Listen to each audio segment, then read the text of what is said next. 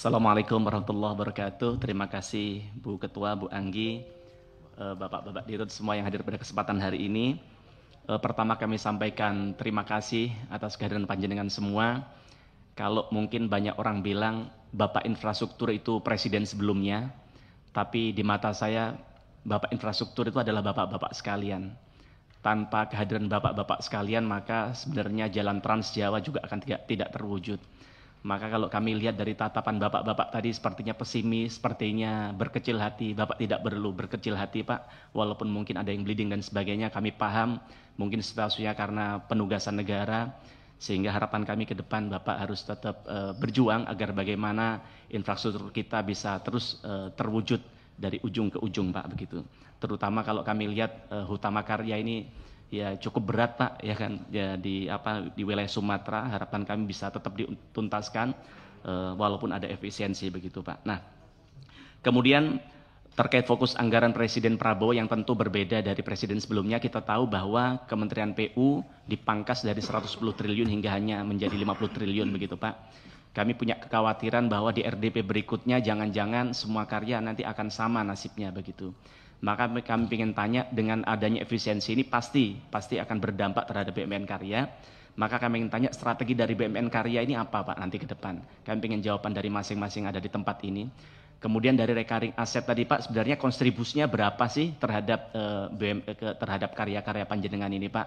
Kami ingin tahu juga soal divestasi yang tadi disampaikan. Nah, kami hanya berpesan divestasi jangan sampai kemudian aset-aset strategis kita kemudian berjatuh di di investor asing, begitu. Nah, gimana caranya diutamakan terhadap investor-investor lokal, kalau mereka masih berminat mungkin bisa diprioritaskan, begitu Pak. Nah, kemudian hanya satu hal Pak yang ingin kami sampaikan di tempat ini. Mungkin jenengan sudah tahu kita harus belajar banyak dari namanya Istaka Karya. Minggu lalu beberapa kali kami di sini korban dari Istaka Karya datang ke tempat ini soal vendor-vendor mereka yang tidak pernah dibayar sampai mereka pilot Pak. Dan panjenengan tahu mungkin hari ini nanti tinggal saran buka namanya Bro Ron. Bro Ron itu salah satu orang yang aktif di medsos untuk menagih hutang di BUMN Karya. Saya yakin bapak-bapak, kalau bapak-bapak ini punya telinga, punya hati, punya pikiran, pasti tahu namanya Bro Ron, Ronald Sinaga. Bagaimana dia mengadvokasi banyak sekali vendor-vendor yang hutangnya sudah bertahun-tahun tidak dibayar. Jenengan tahu Pak, bahkan mereka sampai ada yang bunuh diri, ada yang menjual rumahnya, ada yang menjual asetnya, ada yang ditinggal istrinya, ada yang sekarang jadi gelandangan Pak. Tapi kami lihat dari pernyataan, saya coba scroll dari ujung ke ujung di Google, tadi tidak ada satupun pernyataan dari Dirut BUMN Karya di tempat ini yang menanggapi itu. Masa sih rakyat kita ini yang sudah membantu BUMN Karya, mereka menjadi subkon, kemudian menagih hutangnya harus sampai mengemis-ngemis.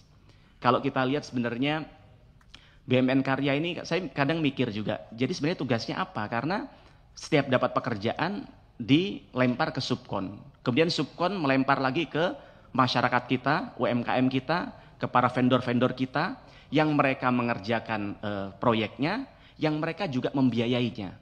Kemudian setelah proyeknya selesai tidak dibayar juga, Pak.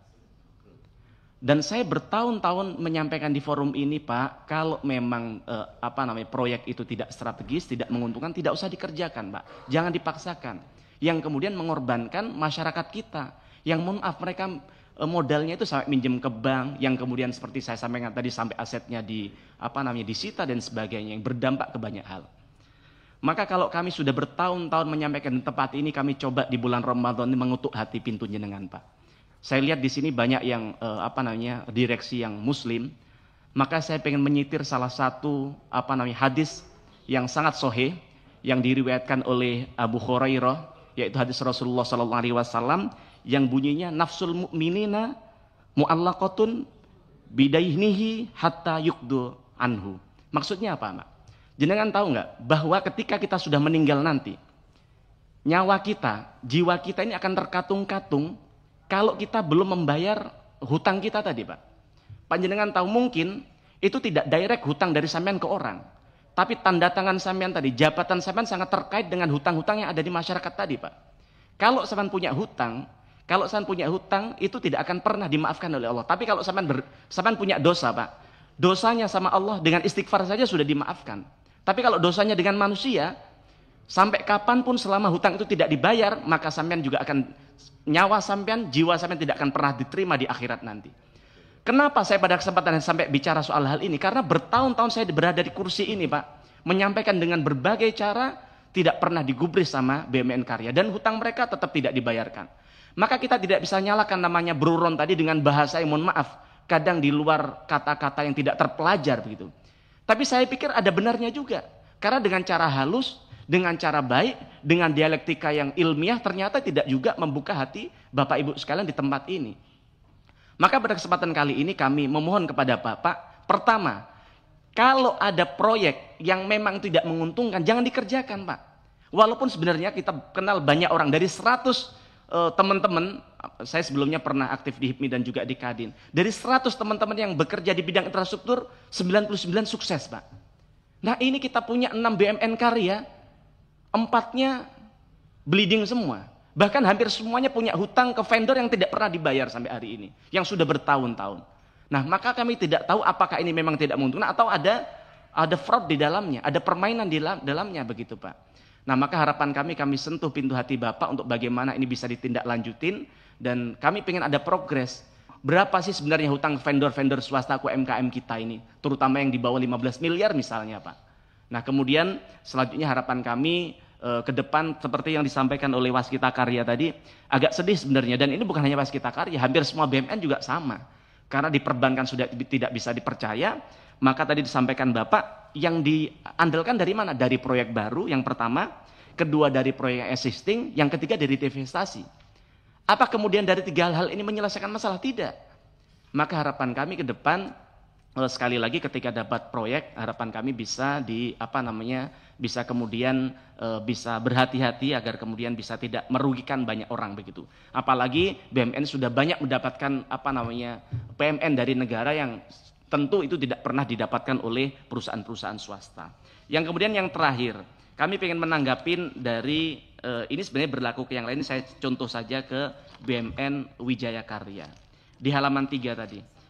Kalau dari yang Bapak paparkan sangat luar biasa, punya 35 proyek yang sangat strategis di tahun 2024 begitu, Pak.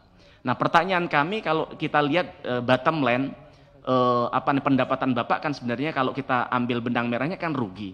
Nah sebenarnya dari 35 proyek strategis ini, Pak, yang ingin sangat, kalau di mata kami kelihatan sangat luar biasa, sebenarnya yang untung berapa, Pak? Kemudian yang rugi berapa begitu? Dan kami ingin disampaikan di forum ini juga dari BUMN-BUMN yang lain yang kurang lebih punya proyek-proyek strategis ini sebenarnya menguntungkan tidak sih? Dan kenapa tidak menguntungkan begitu? Padahal dikerjakan swasta aja sebenarnya mereka selama ini berjaya seperti yang kami sampaikan tadi. Itu aja dari kami, maturun. Assalamualaikum warahmatullahi wabarakatuh.